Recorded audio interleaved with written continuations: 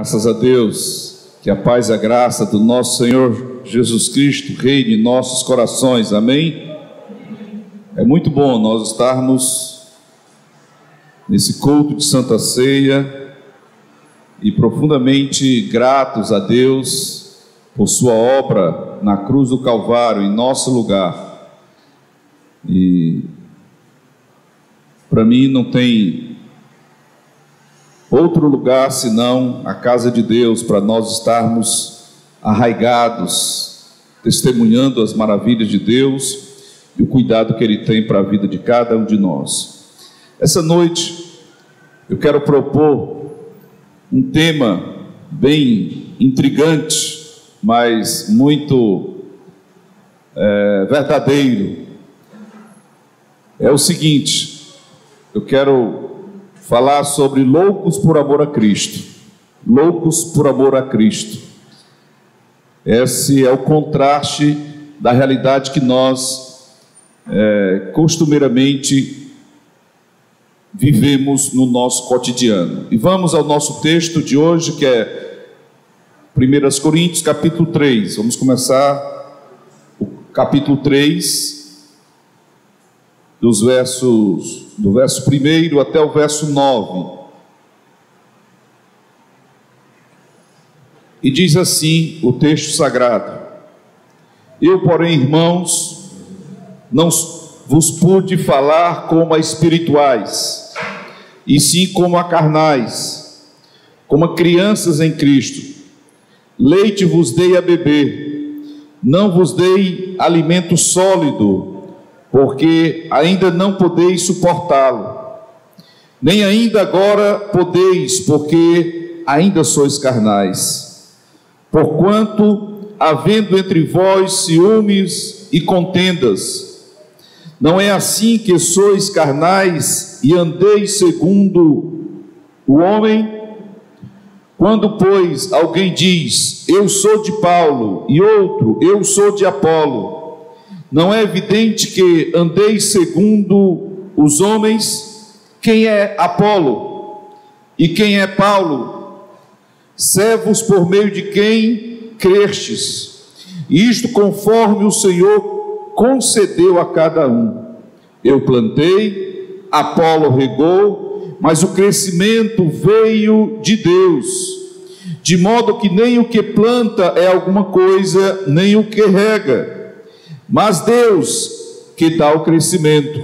Ora, o que planta e o que rega são um, e cada um receberá o seu galardão, segundo o seu próprio trabalho, porque de Deus somos cooperadores, lavoura de Deus e edifício de Deus sois vós.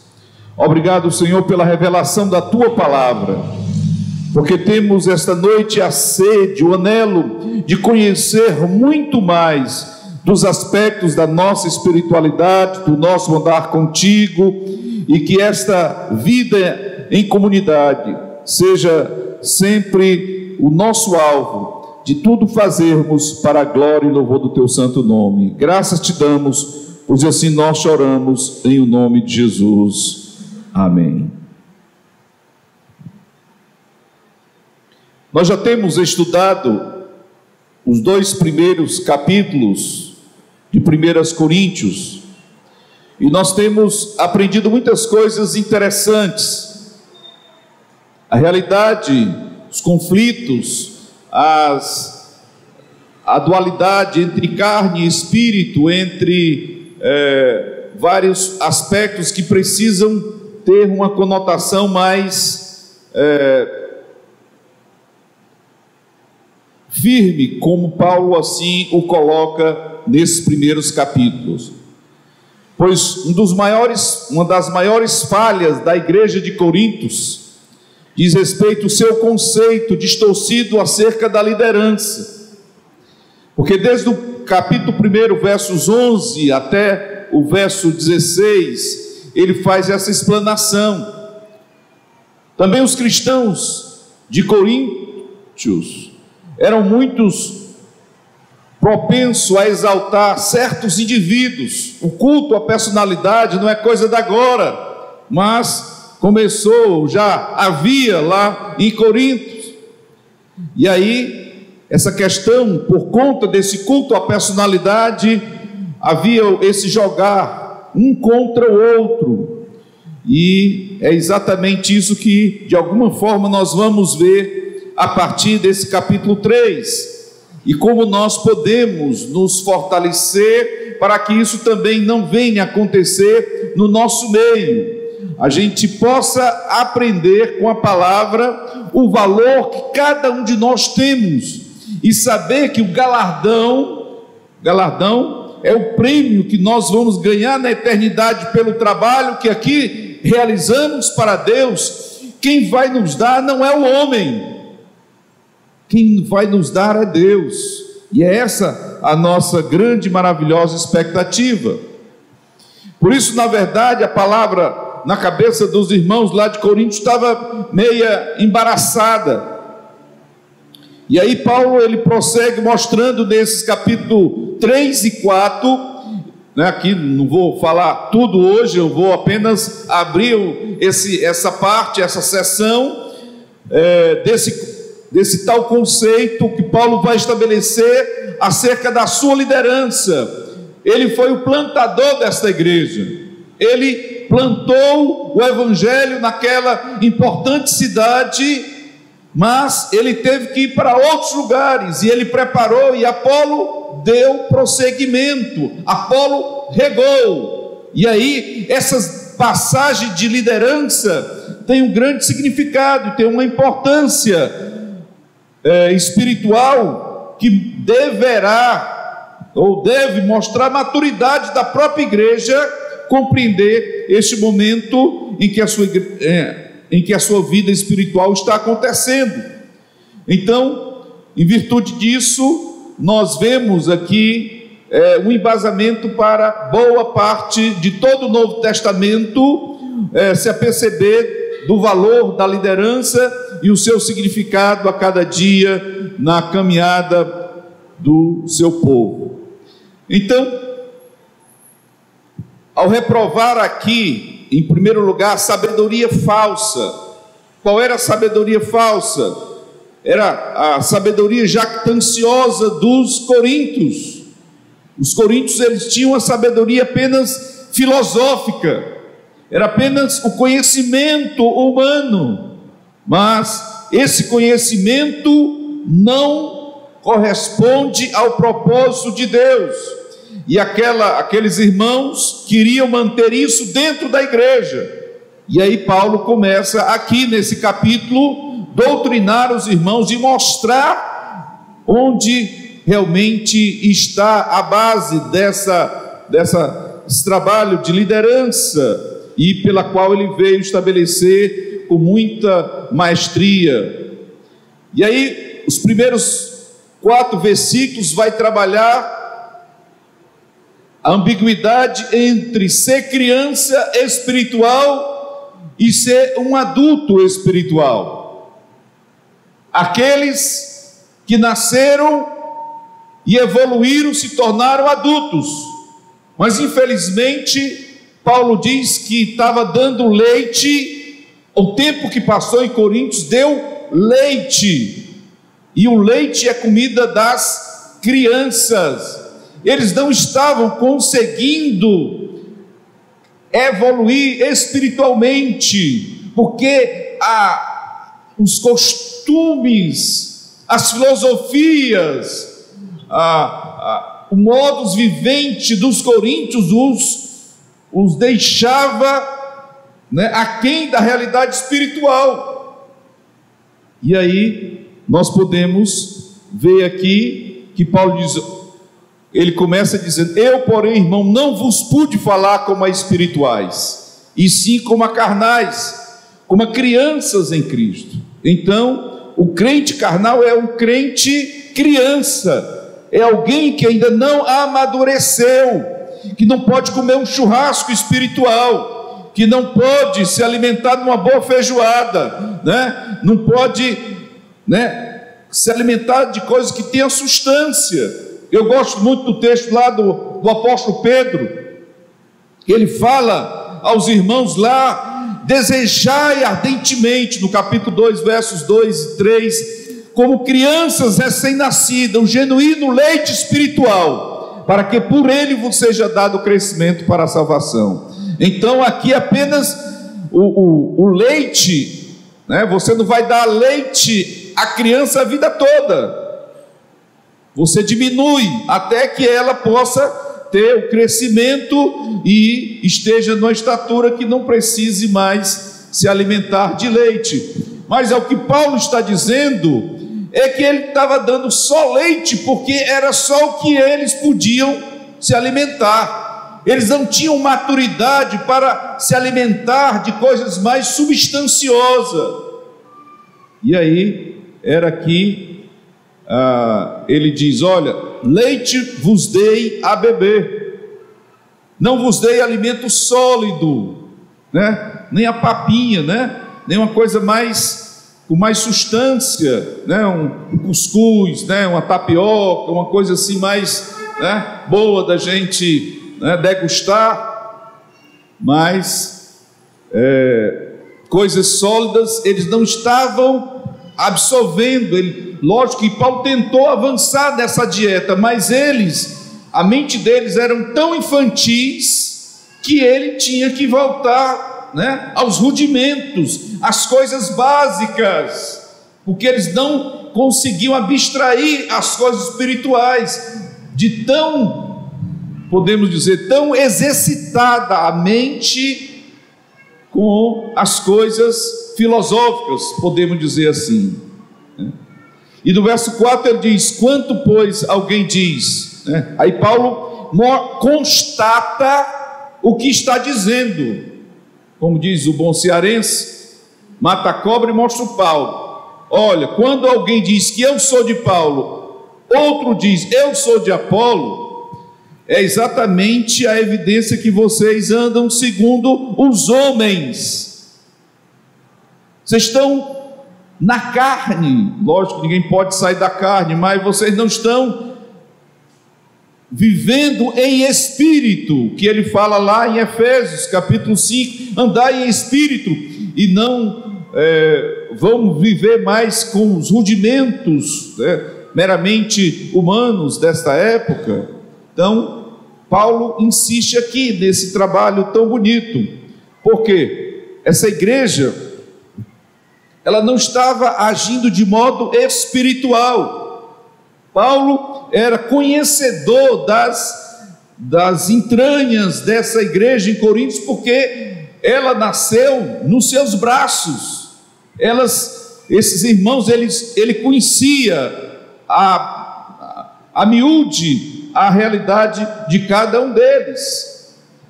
E aí Paulo passa a mostrar para eles: olha, que vocês têm que estar em um só espírito.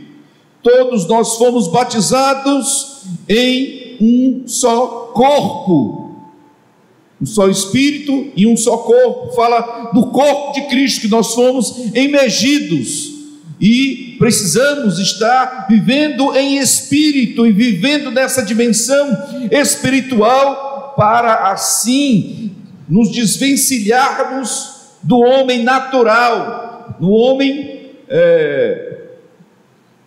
carnal, propriamente dito. E aí ele vai falar de coisas bem mais excelentes. Diz aí no capítulo 12, verso 13, que todos nós fomos dados a beber em um só Espírito, que é o Espírito de Deus, terceira pessoa da Trindade.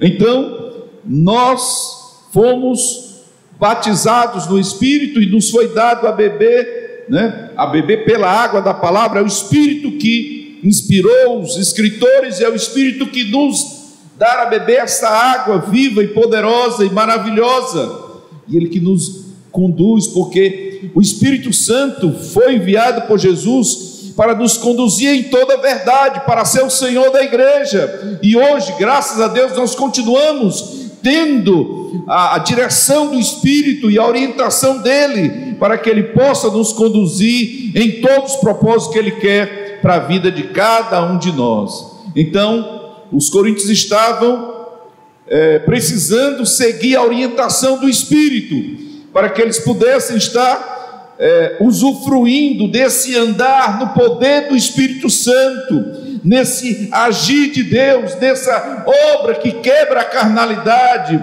e opera valores que está no próprio propósito e na vocação do que Deus tem para a vida do seu povo. Então, diante disso, nós vemos que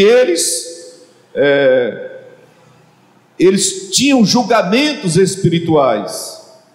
Eles precisavam também discernir entre os cristãos sábios e os cristãos maduros.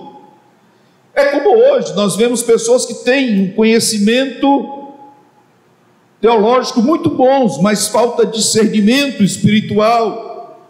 E aqui o cristão maduro, ele fala em 1 Coríntios que ele não é julgado por ninguém, porque ele anda em temor do Senhor e cumpre todo o propósito que a palavra assim recomenda que possa existir, e é algo muito excelente.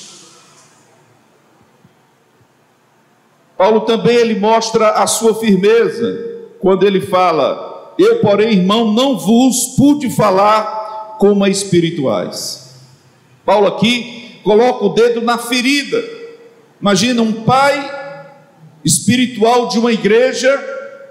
Eu entendo que Paulo estava triste, porque a expectativa dele era alta acerca daquela igreja, porque quando ele escolheu, ele poderia ter escolhido outra cidade, mas Deus orientou e ele escolheu ali Corinto.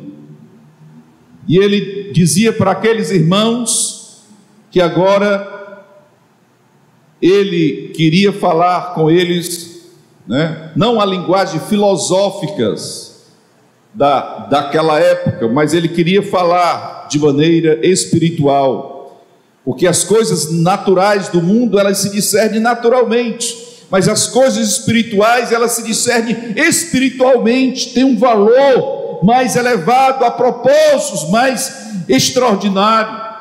E sempre quando eu prego a palavra, eu sempre desafio a vocês para que a cada dia, cada um possa estar mergulhando mais na Escritura, se deleitando mais nela e crescendo nesse conhecimento espiritual e nessa dimensão espiritual, e com certeza muitas coisas extraordinárias e lindas vão acontecer para a glória do nome de Jesus. Outra constatação que Paulo diz, que eles são chamados crianças em Cristo. Eles estavam ali vivendo, e por que criança? A criança, ela tem toda uma maneira peculiar de ser, ela não tem dimensão, do espaço, das pessoas, da importância de um e de outro. Por qualquer coisa ela briga, por qualquer coisa ela rompe a amizade, por qualquer coisa a criança, ela toma outras atitudes, mas daqui a pouco está todo mundo brincando e não tem nenhum impedimento, e vamos continuar do mesmo jeito, aquela coisa toda. Então nós vemos que quando Paulo chama esses irmãos de crianças em Cristo, ele está dizendo que essas crianças que ainda estavam usando fraldas, estavam com muitas dificuldades de compreender as coisas espirituais, quando na verdade a verdadeira sabedoria que vem do alto, devia estar sendo anelada e buscada por cada um daqueles irmãos ali em Corinto, como também para nós, irmãos. Nós vivemos numa época não muito diferente de Corinto. Nós temos hoje uma enxurrada de informação, de profundidade de um pires. E as coisas de Deus, que são mais importantes na palavra, muitas vezes são negligenciadas. As orações, a busca, o compartilhar a sua fé, muitas vezes é colocado de lado. E nós precisamos que esta realidade possa mudar. E aí, constatando que eles eram crianças em Cristo, Paulo diz: olha, leite vos dei a beber, e não comida sólida, porque ainda não vos podeis suportar. Essa era uma constatação de um pai que tinha que amar marmanjos e senhoras e senhoritas já crescidas no tamanho, mas tinha que dar o mesmo leite das criancinhas lá de berço, porque a idade biológica não corresponde à idade espiritual. O ideal é que nós, uma vez que exercitamos a nossa espiritualidade, a nossa busca pelo Senhor, na sua palavra, nós venhamos a usufruir desse crescimento espiritual. Mas quando estagna na criancice, tem gente que passa a ser criança, ou fica na criancice a vida toda, porque só quer tomar leitinho. Quando vem aquela aprovação, não, isso não é para mim não, isso é para a irmã fulano de tal, é para o irmão fulano de tal, fica sempre se esquivando. Mas nós sabemos, irmãos, que o interesse de Paulo era mostrar a esses crentes recém-nascidos que eles ainda eram carnais, e eles estavam precisando de leite. Era isso que ele ia dar, ele ia realmente nutrir, porque eles não estavam prontos para se alimentar de alimento sólido. E aqui, esse alimento sólido é o alimento da palavra, o alimento, a Bíblia ela tem alimento para todas as idades, mas também tem alimentos mais substanciosos e sólidos e mais agradável para aqueles que adentram nessa sua busca pelas coisas de Deus. Aí ele constata também que aqueles irmãos, estava havendo entre eles ciúmes e contendas. E ele pergunta: não é assim que sois carnais e andais segundo o homem? Verso 3. Ciúmes e contendas. O ciúme era frequentemente nessa igreja de Corinto, por isso que vira e mexe nós vamos ver certas situações vindo à tona, porque há ciúmes, e quando eles, muitas vezes eles ficam jogando. Paulo não tinha nenhuma dificuldade de reconhecer a liderança, de Apolo, porque Apolo estava dando prosseguimento, e eles ficavam: não, eu sou de Paulo, eu sou de Apolo, eu sou de Cefas, eu sou de Cristo, aquele partidarismo que trazia realmente muitas dificuldades no crescimento espiritual.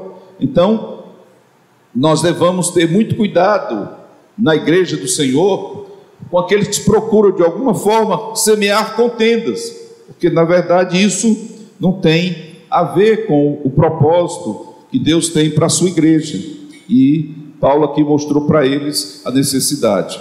Também no livro de Hebreus, capítulo 5, versos 13 e 14, nós podemos ler que os bebês espirituais que se alimentam de leite não são experimentados na palavra da justiça, eles não alcançam uma maturidade em que se exercitam com discernimento, para discernir tanto o bem como o mal. Então aqui o autor de Hebreus traz à tona essa realidade, como Paulo estava aqui trabalhando em 1 de Coríntios, porque era uma realidade também naqueles dias lá, e Paulo trata de orientar claramente para que não houvesse impedimento no crescimento espiritual desses irmãos. No verso 4 nós podemos ler: porque dizeis eu sou de Paulo, e outro, eu sou de Apolo, porventura não sois carnais? Ele volta, ele se inteira da necessidade, do apreço que tem por aqueles irmãos, mas com muita honestidade ele mostra que havia nesta igreja a inveja, a contenda, as dissensões. Isso implica em rivalidades, isso implica em quebra de confiança, do amor e da comunhão que deve ter no meio do povo de Deus. Então, Paulo está aqui mostrando, para levá-los, nos versos em seguidas, para mostrá-los a importância deles estarem deixando isso de lado. Ele, como doutrinador, como o homem que foi chamado para ser o apóstolo aos gentios, para trazer um ensino de muita relevância para o coração do povo de Deus. Por isso, aqueles que discutiam que eram de Paulo ou de Apolo, eles estavam indicando que havia confusão acerca da mensagem central do Evangelho. Não, eu gosto mais da pregação do fulano de tal. A pregação, nós pregamos a Cristo. Por isso nós procuramos aqui com os presbíteros e presbíteros da igreja nos revezar, para que a gente não crie essa fragmentação. Cada um destes homens e mulheres são aptos para anunciar a palavra de Deus.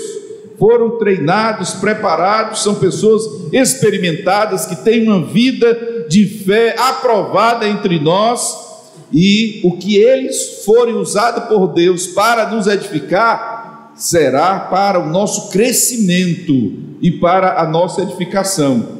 E isso é o que, na verdade, mostra entre nós maturidade de saber que cada um destes e destas que aqui são arautos, são ministros de Deus, são anunciadores, mensageiros e mensageiras de Deus, são anunciadores de boas novas, e essas boas novas têm que ser ouvida e colocada em prática o seu ensinamento para a glória do nome de Deus. Então, o que Deus deseja para nós é o nosso crescimento, a nossa maturidade, e nisso nós somos edificados para a glória do nome de Jesus. Segundo aspecto que nós vemos aqui, a partir do verso 5 até o verso 9, nós lemos, mas quem é Paulo?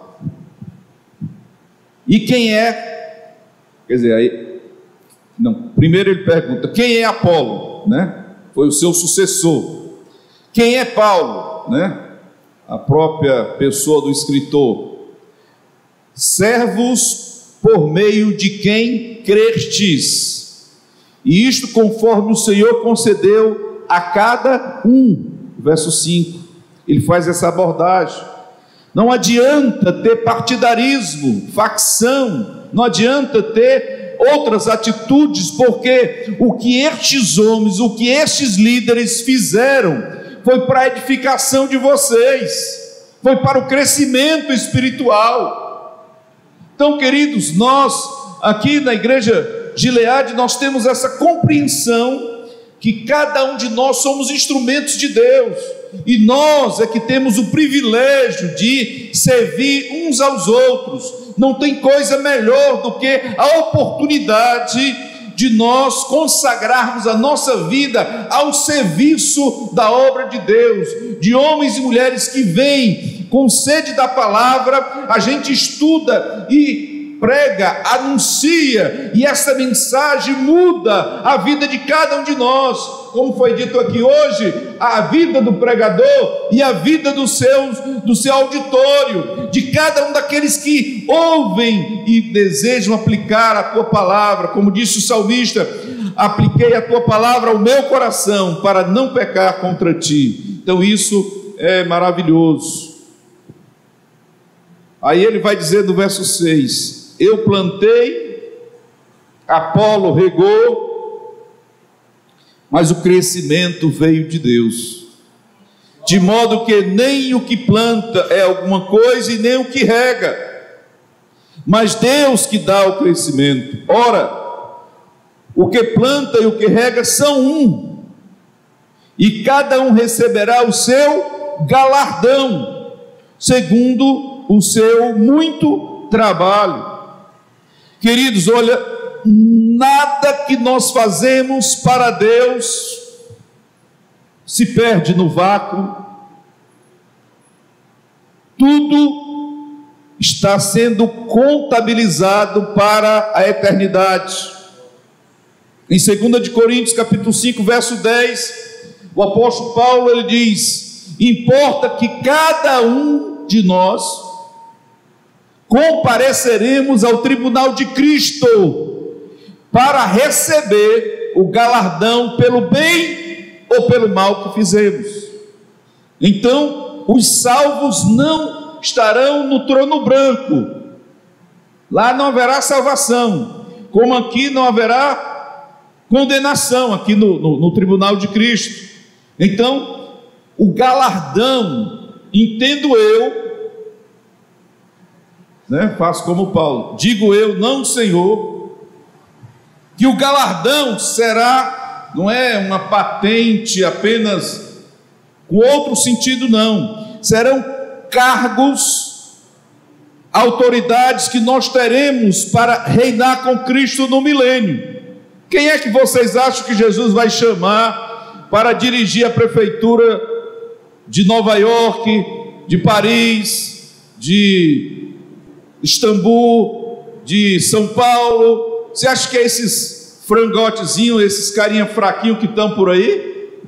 Serão os salvos, meu irmão.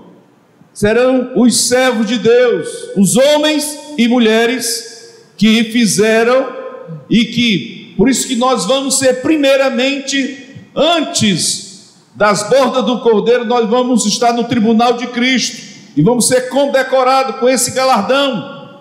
E esse galardão, por isso é que tudo que nós fazemos, nós vamos fazer pelo galardão, nós vamos fazer por gratidão.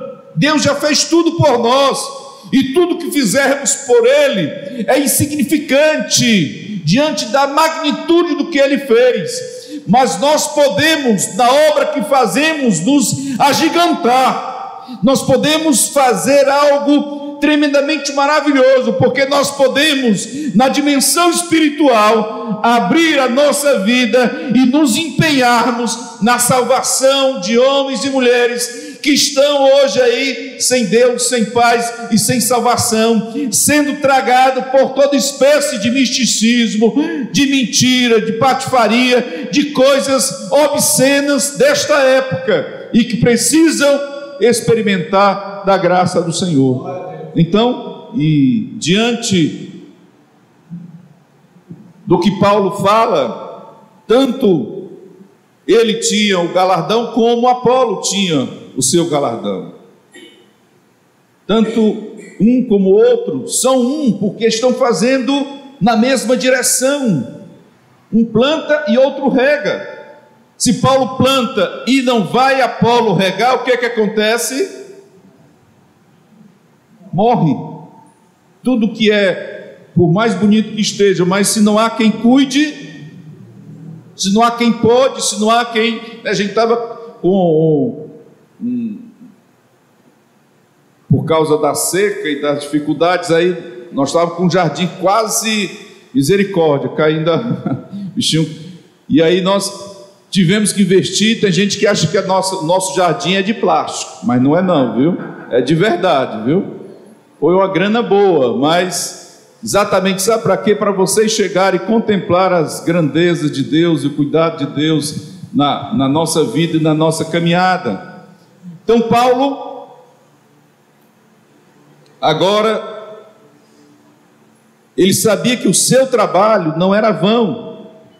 Ele não estava trabalhando para o Império Romano, para os judeus, ele não estava para os filósofos gregos. Paulo estava trabalhando para um Senhor que é zeloso e de boas obras, que sabe, conhece a necessidade de cada um de nós, e que está pronto para nos assistir em nossas fraquezas, de nos livrar de todos os perigos e de nos orientar nos momentos difíceis da nossa caminhada. Por isso Paulo, no verso 5, ele faz essa pergunta: mas quem é Apolo?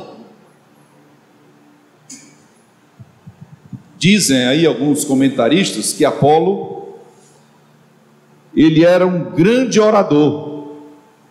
Paulo era muito querido porque ele era um grande orador.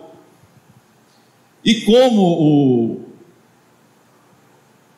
o corintiano, né? As pessoas gostavam da verbosidade, né? Das coisas, das palavras muito bonitas, mas ele não fazia para se exibir, porque ele era um cara de um conhecimento muito vasto. É isso que é dito a seu respeito, na sua biografia. Mas Paulo também, e quem é Paulo? Também é outra pergunta que não quer calar. Então, lançando essa pergunta, de maneira que ele desdém tanto de Apolo como dele próprio. Diante da grandeza das coisas espirituais, quem é o homem? O salmista já perguntou: quem é o homem para que te lembres? E o filho do homem para que visites? Tem um texto que o salmista diz que ele, da boca dos pequeninos é que ele tirou, Deus suscita forças. Eu acho assim, de uma tremenda sabedoria, de uma grandiosidade majestosa na cabeça. Por isso que é loucura, irmãos, as coisas de Deus, as coisas espirituais são loucura, porque as pessoas não conseguem. Como é que Deus tira força da boca de uma criança? Mas deixa uma criança com fome, ela abrindo o berreiro, minha amiga, 3 quarteirões, você escuta o berreiro do camarada ou da camarada, né? Até que apareça, não importa onde seja e o que seja, né? E o Senhor... Então, o que Paulo queria aqui combater, queridos, em primeiro lugar, é o culto à personalidade. Alguns admitem até que Paulo aqui é bem claro quando ele mostra esses 2 servos. E servos aqui, a palavra é diaconoi, que é diáconos. Servos, eles eram diáconos, eles eram servos de Deus, aqueles que serviam as mesas. Paulo e Apolo eram estes servos para servir a mesa dos irmãos, para suprir as necessidades e para instruir as sagradas escrituras ao coração desses irmãos.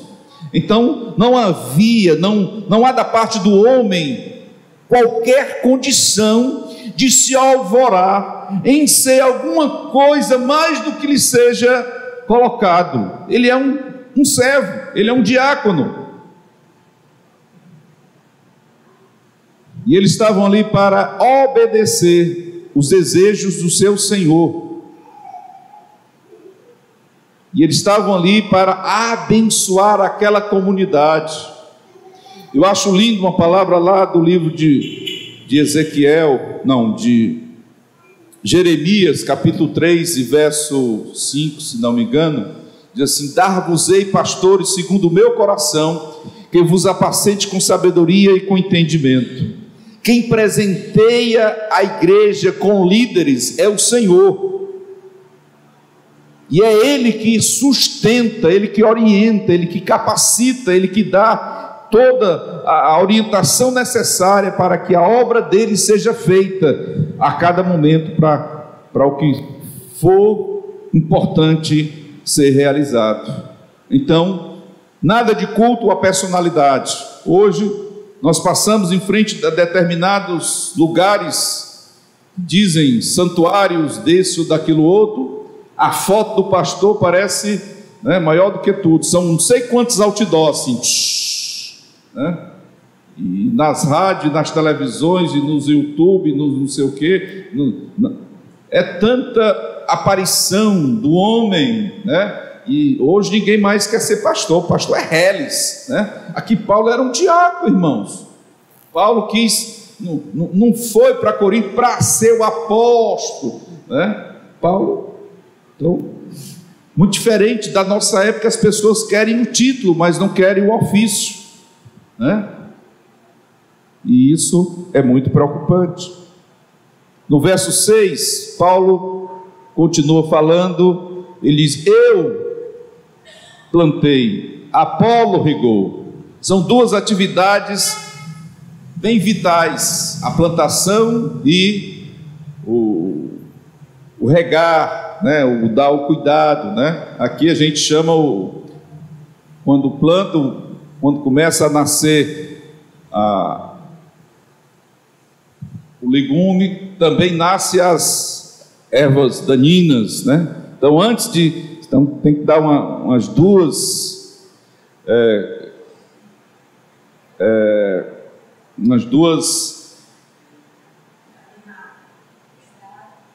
capinada, exatamente, tem que capinar, né? E esse é o trabalho né? Aqui seria o trabalho do Apolo, né? De capinar, queridos, porque enquanto a gente está fazendo a obra de Deus, Satanás manda os seus demônios botar um bocado de caramiola na cabeça de vocês,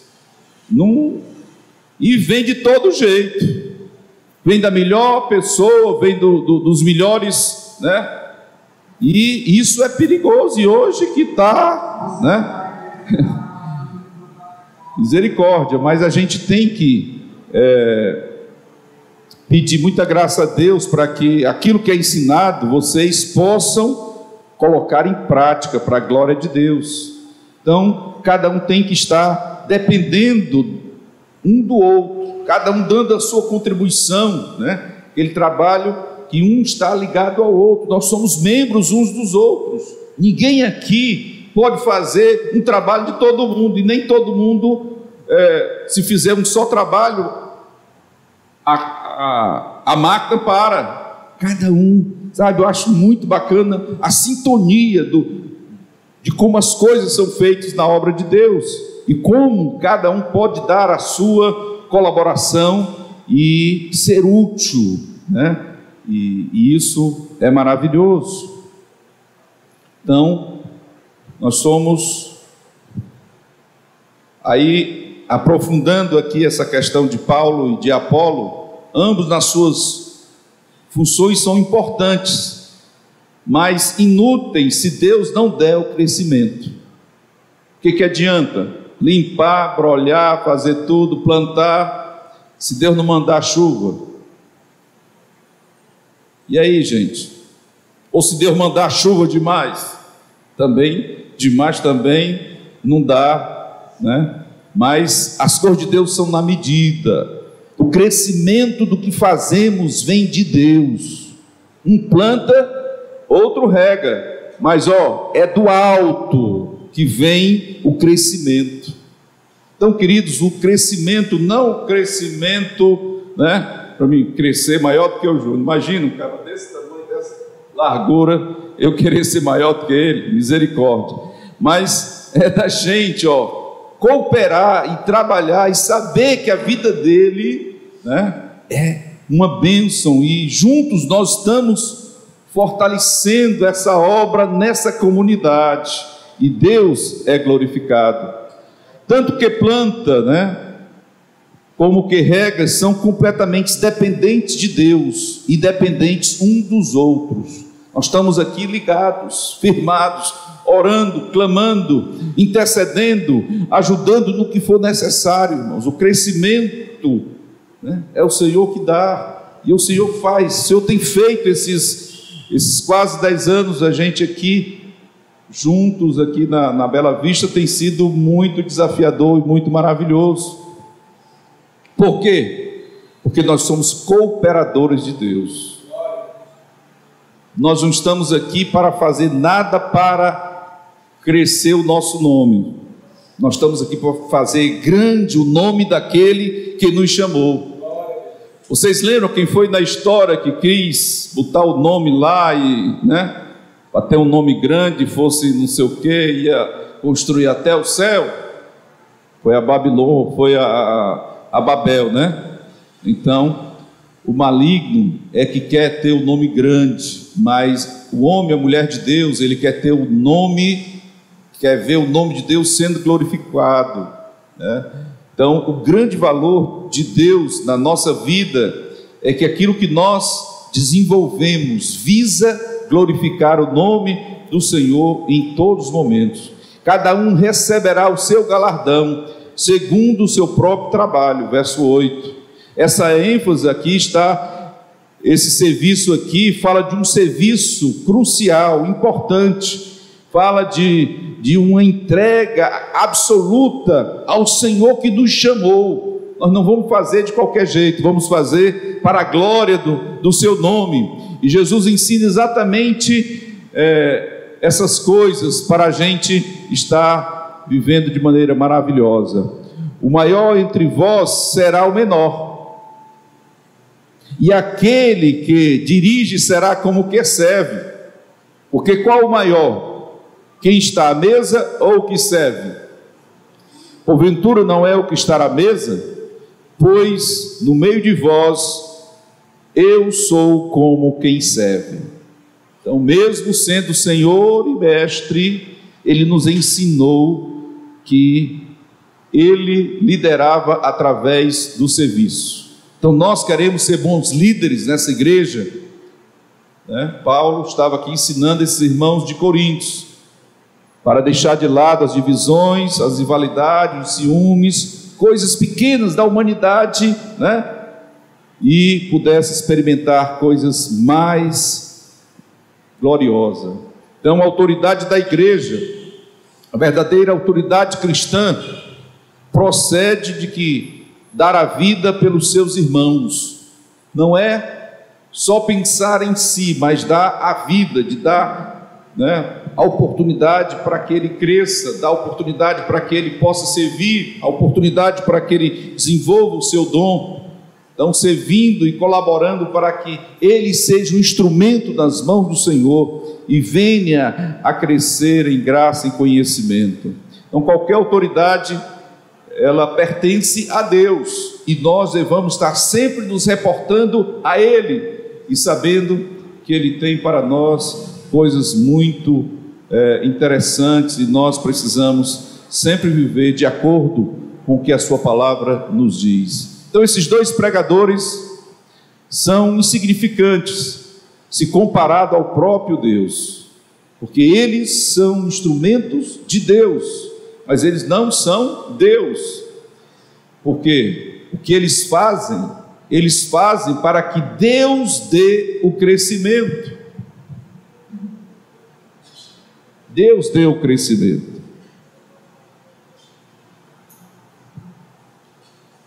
Mas são vitais esse processo divino, quando ele, na verdade, vê o trabalho e a realidade daquilo que estamos fazendo para a sua glória.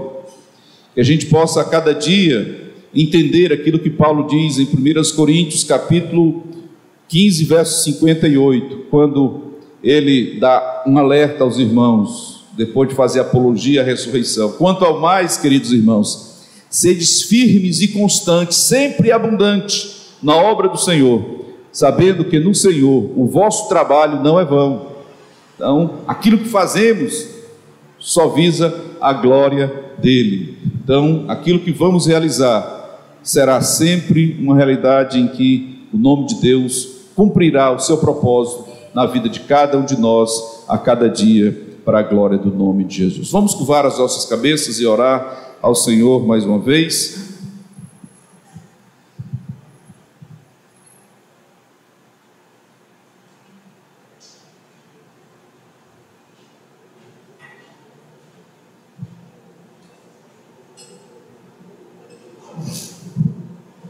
Amado Senhor,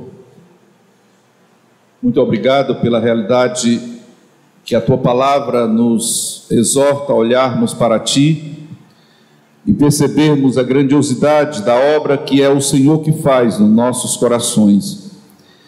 e que o crescimento daquilo que estamos apresentando a Ti é o Senhor que dá, que dará a cada dia. Que jamais possamos deixar que contendas, que divisões, que coisas do gênero possam tomar qualquer lugar, por menor que seja no nosso coração, mas que sejamos homens e mulheres que Te servem com alegria. Que essa geração saiba que tem um povo aqui na Bela Vista, que teme o Teu nome e que Te agrada em toda a Tua obra.